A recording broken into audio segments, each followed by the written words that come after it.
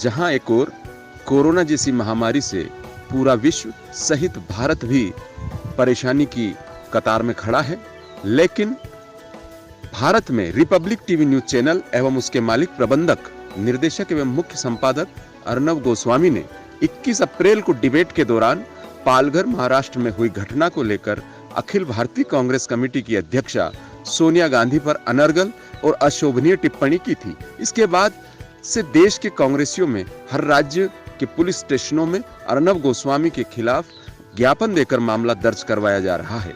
इसी कड़ी में मध्य प्रदेश के नीमच जिले के कांग्रेस कमेटी के जिलाध्यक्ष अजीत काठेड़ ने भी जावत थाने पर ज्ञापन देकर मामला दर्ज करवाया है। श्री काठेड़ ने जग सागर न्यूज चैनल पर बात करते हुए कहा कि अर्नब गोस्वामी ने पालघर वाली घटना को कांग्रेस पार्टी से जोड़ दिया है। चलिए देखते हैं विस्तार से पूरी खबर जग सागर न्यूज चैनल। एक पत्रकार द्वारा माननीय सोनिया जी के ऊपर टिप्पणी की गई है, जिसके लिए आपने आज जावत थाने में ज्ञापन भी दिया है। इसके विषय में क्या कहेंगे? देखिए, सबसे बड़ी बात तो ये कि सोनिया गांधी एक महान परिवार से संबंध रखती है। ये वो परिवार है जिसके परिवार में मोतीलाल नेहरू बरसों तक स्वतंत्रता आंदोलन में जेल गए, मुख्य भूमिका अदा करी, इलाहाबाद में अपना आनंद भवन देश को समर्पित कर दिया। पंडित जवाहरलाल नेहरू देश के आज़ादी के आंदोलन में सब कुछ अपना छोड़ करके 13 साल 14 साल उन्होंने स्वतंत्रता आंदोलन में जेल काटी और जब देश आज़ाद हुआ तो देश के प्रधानमंत्री बने। एक लंबे समय तक उन्होंने आधुनिक हिंदुस्तान के निर्माण में महत्वपूर्ण भूमिका अदा करी। और उसके बाद उसी परिवार की श्रीमती इंदिरा गांधी, जिन्होंने देश की एकता और अखंडता के लिए देश का प्रधानमंत्री रहते हुए बहुत बड़े काम किए, और वो जो खालिस्तान वाला जो मसला था और इतना बड़ा विवाद था, उन्होंने उसमें जो मजबूत भूमिका निभाई, उसका परिणाम ये हुआ कि उनके बंगले में उनकी गोली मार करके हत्या कर दी गई और देश के नाम बलिदान हो गया। सोनिया गांधी इंदिरा गांधी की बहू है, वे इटली से आई, उससे कोई फर्क नहीं पड़ता है, मगर इन सारे घटनाओं की वो साक्षी रही है।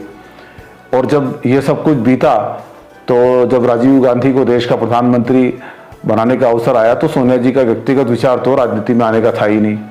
देश की जो वर्तमान परिस्थिति थी उनको देख करके राजीव गांधी आगे आए, और वो भी शांति सेना में जो है श्रीलंका वाले विवाद में जब दक्षिण में कार्यक्रम में गए थे तो वहाँ पर भी उनको आतंकियों ने बम से फोड़ करके उनके चिथड़े कर दिए। उसके बाद भी सोनिया गांधी ने लंबे समय तक राजनीति से किनारा रखा, मगर देश के सारे लोगों ने जब ये कहा कि वर्तमान परिस्थितियां ऐसी है कि उनको कांग्रेस की बागडोर संभालना चाहिए, तो उन्होंने आगे आकर के कांग्रेस की बागडोर संभाली। उनके नेतृत्व में कांग्रेस चुनाव जीती, मनमोहन सिंह को प्रधानमंत्री बनाया। देश के कांग्रेस के सारे चुने हुए सांसद एक पक्ष में उनके पास थे जो कह रहे थे कि सोनिया जी को प्रधानमंत्री बनना चाहिए, पर उन्होंने प्रधानमंत्री पद का त्याग किया, मनमोहन सिंह जी को बनाया। 10 साल मनमोहन सिंह जी रहे, सोनिया जी यूपी की चेयरमैन रही, और वे भारतीय परिवार की एक प्रतिबद्ध नारी की तरह उन्होंने अपना व्यवहार और आचरण साबित किया। मगर जब से नरेंद्र मोदी प्रधानमंत्री बने, जब से भारतीय जनता पार्टी की राष्ट्र में सरकार बनी है, तब से एक मुहिम इस देश में चल रही है कि इतिहास में से नेहरू खानदान का नाम हटाना, इतिहास में से इंदिरा गांधी के बलिदान को हटाना, और इतिहास में से सोनिया गांधी का नाम हटाना, और उनको इतना बदनाम कर देना कि लोग उनसे प्रति जो आदर भाव है वो उनका खत्म हो जाए। इस नियत से लगातार भारतीय जनता पार्टी के लोग भी करते रहते हैं, और कुछ मीडिया के लोग जो जिनके मालिक जो है भारतीय जनता पार्टी के लोग ही हैं, उन्हीं मीडियाओं के माध्यम से ऐसा दुष्प्रचार किया जाता रहा है। ये जो रिपब्लिक टीवी वाले जो उसके मालिक है अर्नब गोस्वामी, उन्होंने पिछले दिनों महाराष्ट्र की घटना के मामले में अनर्गल बातें कही और सोनिया जी के बारे में बिल्कुल निकृष्ट भाषा का उपयोग किया। सबसे बड़ी बात तो ये कि जो महाराष्ट्र में साधुओं की हत्या हुई उसके सारे तथ्य स्पष्ट हो गए। शिवसेना की सरकार है, उन्होंने 120 लोगों के खिलाफ मुकदमा दर्ज कर दिया, 120 लोगों की सूची जारी कर दी, सब लोगों के खिलाफ आपराधिक मुकदमा दर्ज कर दिया, वहां कुछ बचा ही नहीं है। मगर अर्नब गोस्वामी बार बार एक बात उठा रहा था कि हिंदू साधुओं की हत्या हो गई और कांग्रेस कुछ नहीं कर रही है। माने जैसे हिंदू साधुओं की हत्या में कांग्रेस की भूमिका रही हो, सोनिया गांधी, राहुल गांधी की भूमिका रही, इस तरीके से दुष्प्रचार करके वो हिंदू मुस्लिम भूमिका जो है जातिगत और धार्मिक भेदभाव भड़काने की कोशिश कर रहा था। और इसी अवसर को देख करके उन्होंने सोनिया जी के खिलाफ अपनी अनर्गल बातें कही और इससे पूरे देश में कांग्रेस में नाराजगी आई, देश के लोगों में नाराजगी आई। आज पूरा मीडिया और पूरे देश की राजनीति देख रही है कि भारतीय जनता पार्टी के लोग 2-5 लोगों के माध्यम से पूरे देश का वातावरण खराब कर रहे हैं और उसका अर्बन गोस्वामी का जो आचरण है वो निश्चित रूप से आपराधिक है। देश के विभिन्न हिस्सों में उनके खिलाफ रिपोर्ट दर्ज हुई है, नागपुर में उनके खिलाफ बड़ा मुकदमा दर्ज हो चुका है और भी स्थानों पर दर्ज हुआ है। तो आज हमने नीमच जिले के कांग्रेस के कार्यकर्ताओं की भावनाओं को आदर करते हुए एक विधिवत रिपोर्ट जो है जावद थाने में दर्ज कराई है और हमारे आईटी सेल के जो मनीष हैं उन्होंने मनासा में दर्ज कराई है और हमारे युवक कांग्रेस के जो कार्यकारी अध्यक्ष है राकेश अहीर और जो कार्यवाहक अध्यक्ष हैं संजीव पकारिया उन्होंने नीमच में भी रिपोर्ट दर्ज कराई है। नीमच जिले के तीनों मुख्यालयों पर हमने रिपोर्ट दर्ज करा दी है और कोशिश करेंगे कि आपराधिक मुकदमे मध्य प्रदेश में कायम किए जाए। पर मध्य प्रदेश में बीजेपी की सरकार है और अर्बन गोस्वामी के उस कृत्य को जायज ठहराने के लिए सारी पोस्ट पर, सारे सोशल मीडिया पर भारतीय जनता पार्टी के लोगों के वर्सन आ रहे हैं और वो उसको जायज ठहराने की कोशिश कर रहे हैं। इन दिनों भारतीय जनता पार्टी के कुछ कार्यकर्ता सोनिया जी के बारे में निरंतर अपमानजनक टिप्पणियां कर रहे हैं। अभी ये जो अभी लोगों ने रामायण देखी है, रामायण में सीता माता के प्रति क्या आदर भाव था ये हमने देखा और भारत की संस्कृति रही है कि भारत में नारी को पूजा जाता है। मगर ये जो भाजपा के लोग जो सोनिया जी का अपमान करते हैं ये राक्षसी प्रवृत्ति के लोग हैं।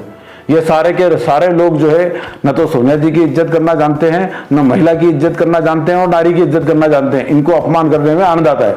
ऐसे ऐसे घटिया शब्दों का उपयोग करते हैं कि अपने को शर्म आ जाती है, अपने को नीचे देखना पड़ता है। इस तरह का काम करने पर लगे हुए हैं। तो आज रिपोर्ट दर्ज कराई है। यदि स्थानीय पुलिस, चूंकि यहाँ बीजेपी की सरकार है, कार्रवाई नहीं करेगी तो हम आंदोलन करेंगे। आंदोलन के बावजूद भी नहीं करेंगे तो फिर न्यायालय का शरण लेंगे और न्यायालयों में जो कांग्रेस के अभिभाषक है और हमारा जो विधिक सेल है उनके माध्यम से प्राइवेट कंप्लेंट और मुकदमे दर्ज कराएंगे और इस अर्बन गोस्वामी को इसके काम की सजा मिल सके इसके लिए पूरी कोशिश करेंगे।